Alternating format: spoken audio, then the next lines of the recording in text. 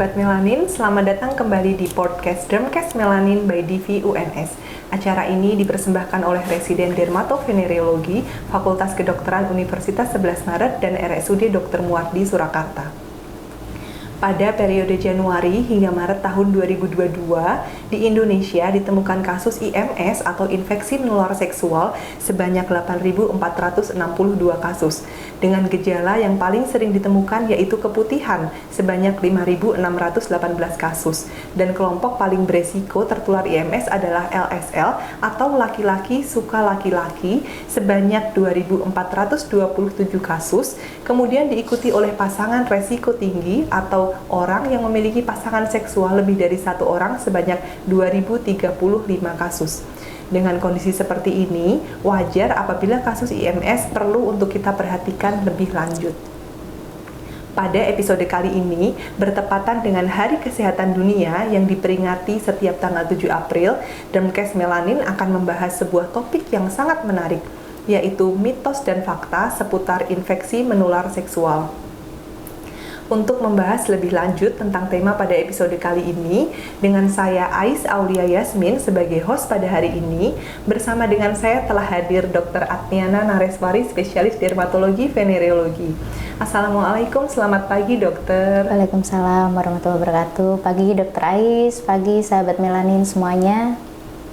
Bagaimana kabarnya hari ini dokter? Alhamdulillah sehat dok. Dr. Ais sehat? Sehat, alhamdulillah dokter.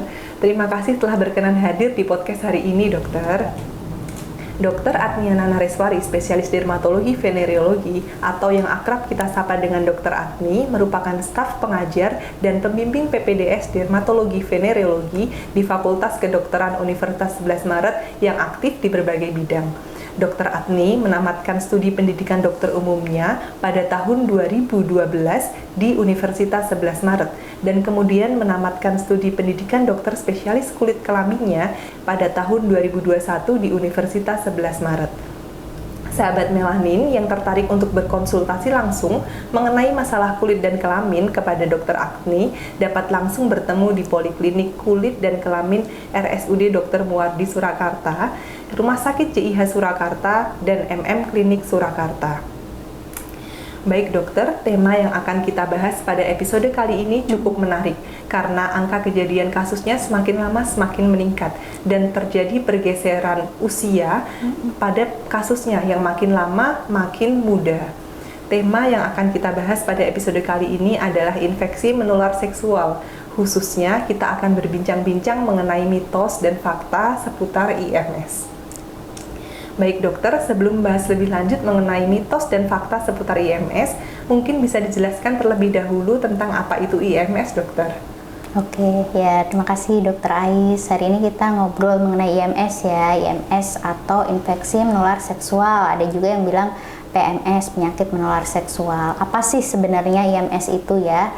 Sesuai namanya, ini adalah salah satu jenis penyakit infeksi yang terutama ditularkan melalui hubungan seksual. Hubungan seksual yang bagaimana?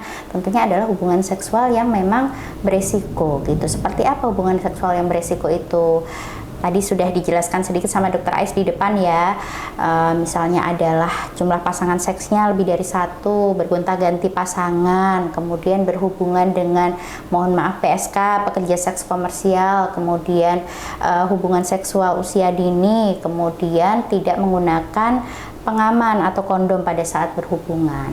Namun IMS ini ternyata selain melalui hubungan seksual juga bisa disebabkan oleh mode yang lain gitu ya, tidak hanya lewat hubungan seksual aja gitu. Misalnya dari ibu hamil yang tertular IMS nih, dia bisa menularkan ke janin atau bayi yang dikandungnya. Kemudian bisa juga melalui darah, misalnya pada saat transfusi darah, kemudian penggunaan narkoba, ada ya yang lewat suntik, kemudian juga bisa pada saat tato gitu, itu juga bisa menularkan IMS, Dr. Ais. Baik dokter, penjelasan yang sangat lengkap ya dokter. Nah dari sekian banyak itu, siapa saja kelompok yang misalnya paling beresiko untuk mengalami infeksi menular seksual dokter? Oke, kelompok usia yang beresiko gitu ya. Tadi sudah disampaikan di depan bahwa ini bisa kena siapa aja gitu, bayi, anak-anak sampai usia tua bisa terkena. Namun memang kelompok usia yang paling banyak itu adalah kelompok usia remaja dan dewasa muda yang memang dia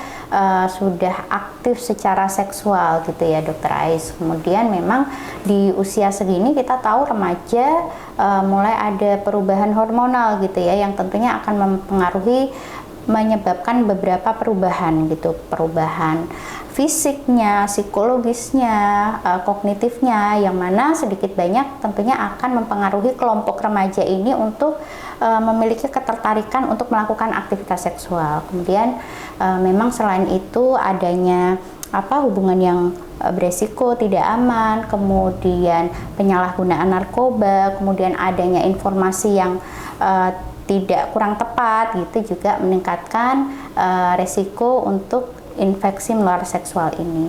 Kemudian Dokter Ais, selain remaja gitu ada kelompok-kelompok lain juga yang memang beresiko tinggi untuk terkena IMS ini. Misalnya adalah kelompok tadi ya PSK, pekerja seks komersil, kemudian para pecandu narkoba, kemudian kelompok homoseksualitas juga tentunya memiliki resiko yang lebih tinggi untuk tertular IMS ini. Gitu. Baik dokter, kalau boleh dijelaskan lebih lanjut, yang menyebabkan IMS ini apa dokter? Dan kemudian gejala yang muncul dari IMS ini seperti apa dokter? Oke, penyebabnya ya tadi belum kita bahas. Jadi ini kan penyakit infeksi gitu ya. Penyebabnya infeksi apa aja? Jadi dia bisa disebabkan oleh beberapa penyebab. Infeksi yang pertama adalah bisa karena bakteri, bisa karena virus, ataupun karena parasit gitu. Yang karena bakteri apa contohnya? Ini yang sering kita dengar deh. Misalnya ada raja singa, pasti pernah dengar ya. Atau nama lainnya adalah sifilis. Itu penyebabnya adalah bakteri, namanya bakteri Treponema pallidum. Kemudian ada juga bakteri penyebab kencing nanah ya, kencing nanah atau gonore, itu penyebabnya adalah bakteri Neisseria gonorrhoeae. Kemudian juga ada IMS yang penyebabnya adalah virus, misalnya contohnya adalah kutil kelamin atau kondiloma disebabkan oleh virus HPV, human papilloma virus. Termasuk juga HIV, AIDS itu juga disebabkan oleh virus. Terus ada juga herpes genital, itu juga disebabkan oleh herpes simplex virus. Kemudian ada juga IMS yang disebabkan oleh parasit gitu. Kemudian tadi gejalanya ya Dokter Ais tentunya sangat bervariasi gitu ya, mulai yang dari area kelamin, kemudian ke bahkan bisa sampai sistemik, bahkan ada yang tidak bergejala sama sekali. Kalau di area kelamin tuh biasanya keluhannya macam-macam juga, bisa berupa keluarnya cairan baik dari vagina atau dari penis, kemudian adanya luka di area kelamin atau adanya vegetasi, tonjolan, pertumbuhan di area kelamin, itu bisa menjadi salah satu tanda atau gejala dari IMS. Kemudian pada penyakit-penyakit tertentu nih yang derajatnya lebih berat gitu ya, fase lanjut gitu, dia juga bisa menyerupai penyakit kulit yang lain gitu. Ada juga yang mencapai kalau udahnya sampai ke organ dalam gitu juga gejalanya bervariasi. Ada yang kena jantung, paru-paru, hati, bahkan sampai otak gitu ya. Misalnya pada sifilis yang sudah lanjut tuh bisa sampai ke organ dalam. Namun perlu dipahami juga ada IMS yang tanpa gejala juga gitu. Jadi memang sebaiknya kalau ada gejala-gejala tersebut tadi yang saya sebutkan, ditambah lagi kalau memang ada riwayat hubungan seksual yang beresiko, segera diperiksakan aja supaya kita segera tahu gitu ya apakah memang terkena IMS, dan jika memang iya, IMS-nya yang jenis apa, sehingga nantinya bisa segera diobati dengan pengobatan yang tepat gitu. Baik dokter, ternyata gejala IMS ini sangat bervariasi ya dokter ya. Nah kemudian apakah IMS ini dapat disembuhkan ya dokter? Oke, kalau pertanyaannya dapat disembuhkan nggak sih dok? Ya bisa. Kalau penyebabnya sudah jelas gitu ya. Tadi ada yang penyebabnya bakteri, ada penyebabnya virus, ada yang penyebabnya parasit. Tentunya bisa diobati dengan pengobatan yang tepat sesuai dengan penyebabnya. Makanya itu tadi ya, penting untuk selalu memastikan, memeriksakan diri gitu supaya terdiagnosis dengan cepat, dokter segera bisa mengobati. Itu akan bisa sembuh. Selain itu, selain diobati, juga yang tidak kalah penting adalah kita harus mencegah supaya tidak menularkan juga dan tidak tertular gitu ya. Bagaimana caranya? Ini yang harus diingat oleh sahabat melanin semuanya di rumah gitu ya. Kita bisa diingat A, B, C, D, E gitu. A-nya tuh apa? Yang pertama adalah abstinensia. A, abstinensia, absen, tidak melakukan. Tidak melakukan apa? Hubungan seksual, terutama buat sahabat melanin yang belum menikah gitu. Jangan melakukan hubungan seksual sebelum menikah gitu ya. Kemudian yang kedua B. B-nya adalah be faithful. Setialah, ini terutama untuk teman-teman yang sudah menikah gitu, setialah pada satu pasangan, tidak bergonta-ganti pasangan, setia hanya pada satu pasangan, berhubungan seksual dengan satu pasangan seks saja. Kemudian yang tiga C adalah kondom, gunakan kondom, pengaman pelindung pada saat berhubungan seksual, terutama kalau memang hubungan seksualnya apalagi yang beresiko gitu ya. Tapi ya jangan dilakukan juga misalnya sama PSK kemudian bergonta-ganti gitu ya, tetap jangan dilakukan gitu ya. Kemudian yang keempat D ya, D, don't do drugs, jangan menggunakan narkoba. Ya kita tahu ya salah satu mode penularannya adalah tadi melalui darah, jarum suntik gitu ya. Karena kalau kita menggunakan narkoba ya resiko untuk terinfeksi tentunya akan lebih tinggi. Kemudian yang terakhir adalah E, education, rajin-rajinlah mencari informasi, edukasi yang tepat seputar kesehatan seksual gitu. Tentunya dari sumber yang terpercaya gitu. Baik dokter. Nah dokter, walaupun dapat diobati, tapi ternyata angka infeksi menular seksual ini bukannya makin turun, tapi makin lama makin naik dokter. Menurut pendapat dokter, bagaimana bisa begitu ya dokter? Oke, trennya makin kesini makin naik gitu ya dok, jumlah temuannya ya dok ya. Betul. Mungkin yang pertama apa ya, kesadaran untuk screening sekarang lebih tinggi gitu ya. Banyak kelompok-kelompok tertentu yang dia merasa, oh saya beresiko tinggi nih, saya harus segera memeriksakan diri saya. Apakah kesadaran untuk memeriksakan diri dari kelompok-kelompok resiko tinggi tertentu itu semakin meningkat. Juga kita tahu pada kelompok ibu hamil gitu ya dok, sekarang kan ada namanya pemeriksaan triple elimination gitu ya. Jadi sebelum melahirkan dilakukan, wajib nih dilakukan 3 pemeriksaan, yaitu HIV, HBsAg, sifilis gitu ya. Jadi semakin kesini ternyata banyak tuh. Kalau dulu mungkin nggak ketahuan gitu ya, ibu hamil langsung aja melahirkan gitu. Kalau sekarang kan melewati screening itu, dan banyak yang terdeteksi IMS. Jadi mungkin angkanya naik nih melalui screening itu. Kemudian penyebab selanjutnya mungkin adanya misinformasi itu tadi ya dok ya. Kita tahu zaman sekarang era digital, akses informasi mudah sekali, bisa kita temukan di YouTube ataupun media sosial yang lain gitu ya, IG, kemudian TikTok dan segala macam.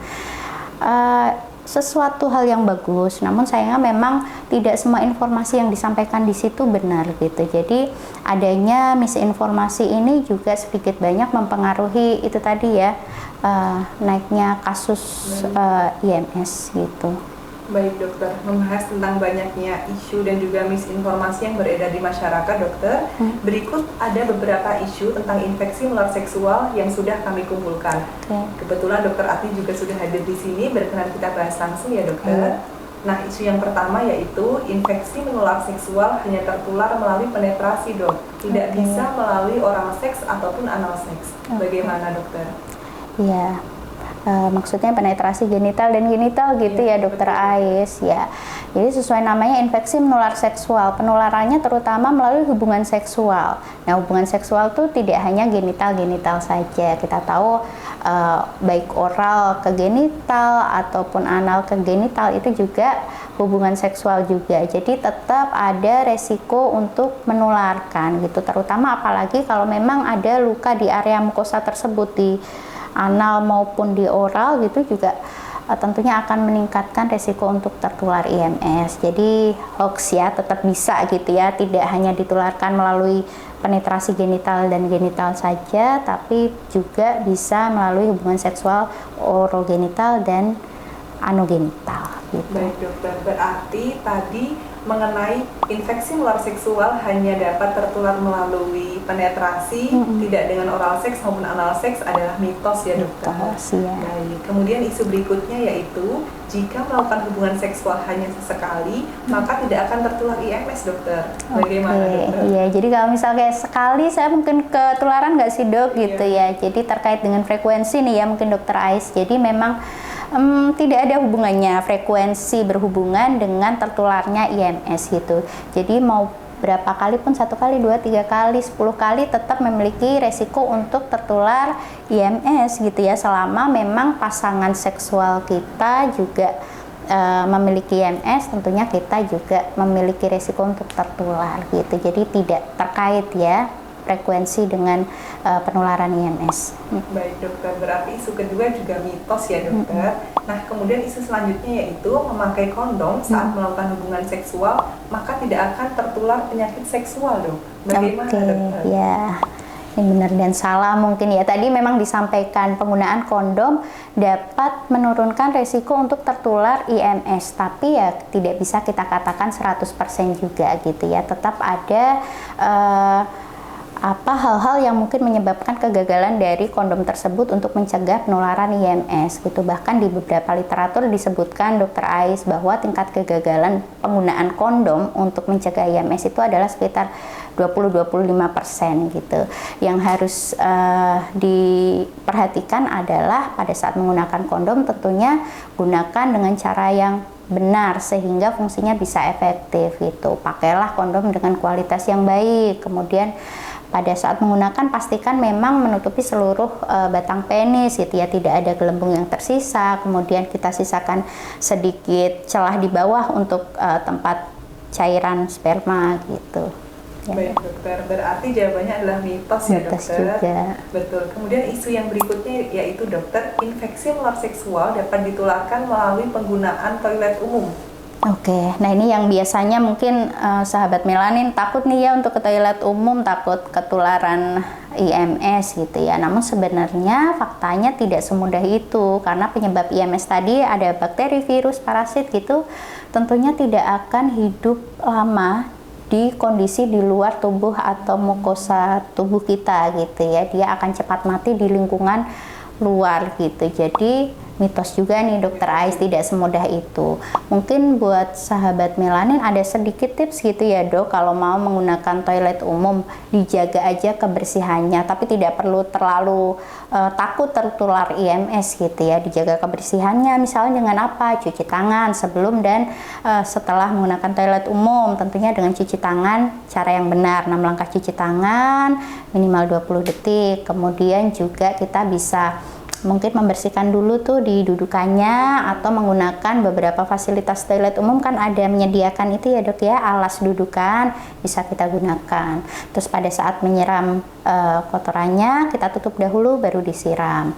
Kemudian ya itu mungkin sih dok berapa tipsnya ya. Baik, nah itu tips yang bisa dicoba oleh sahabat melanin agar tidak takut lagi menggunakan toilet umum ya dokter. Kemudian isu berikutnya yaitu dengan berciuman bisa menularkan virus HIV dokter. Oke, berciuman ya. Tadi sudah dibahas juga sedikit di depan ya, bahwa dia tuh menularnya melalui cairan sperma, kemudian darah gitu ya.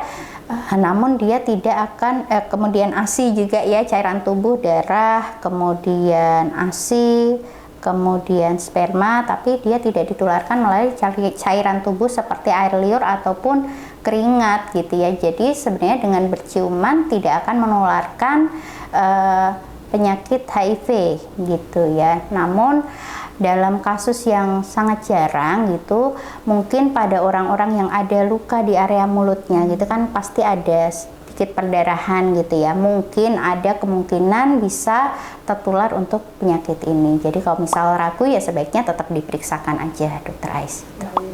Baik, sudah sangat jelas ya dokter ya. Kemudian pertanyaan terakhir dokter, adakah yang dapat dokter sarankan untuk sahabat melanin di rumah mengenai tips untuk mencegah penularan IMS dokter?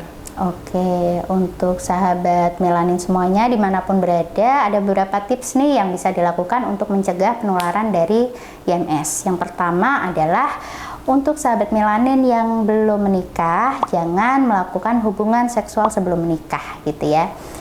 Kemudian untuk sahabat melanin yang sudah menikah, tentunya setialah hanya dengan satu pasangan, lakukanlah hubungan seksual hanya dengan satu pasangan seksual gitu. Kemudian selanjutnya apabila sahabat melanin memiliki keluhan terutama di area kelamin atau apalagi memiliki riwayat resiko tinggi hubungan seksualnya, ada baiknya untuk segera memeriksakan diri ke dokter spesialis kulit dan kelamin yang terdekat untuk segera mendapatkan diagnosis dan juga terapi yang tepat gitu. Kemudian selanjutnya jangan capek-capek untuk mencari informasi yang benar seputar kesehatan seksual ini ya. Kemudian yang terakhir, jangan menggunakan narkoba. Baik, Mungkin dokter. itu sih Dokter Ais ya. Semoga sahabat melanin di rumah bisa mencegah penularan IMS dengan cara-cara tersebut ya dokter. Terima kasih banyak Dokter Agni atas kesempatannya dan berkenan hadir dalam episode Dermcast Melanin kali ini dokter. Ya. Terima kasih juga atas ilmu dan juga diskusi yang sangat seru hari ini tentang Hari Kesehatan Dunia pada hari ini. Mohon maaf apabila ada kesalahan baik perkataan maupun perbuatan yang kurang berkenan dokter. Semoga dengan podcast hari ini dapat memberikan wawasan dan meluruskan beberapa isu yang berkembang di masyarakat mengenai infeksi menular seksual. Saya, Ais Aulia Yasmin, sebagai pembawa acara pada hari ini, pamit undur diri. Jangan lupa like, komen, dan subscribe video ini. Sampai jumpa di episode Dermcast Melanin selanjutnya. Terima kasih.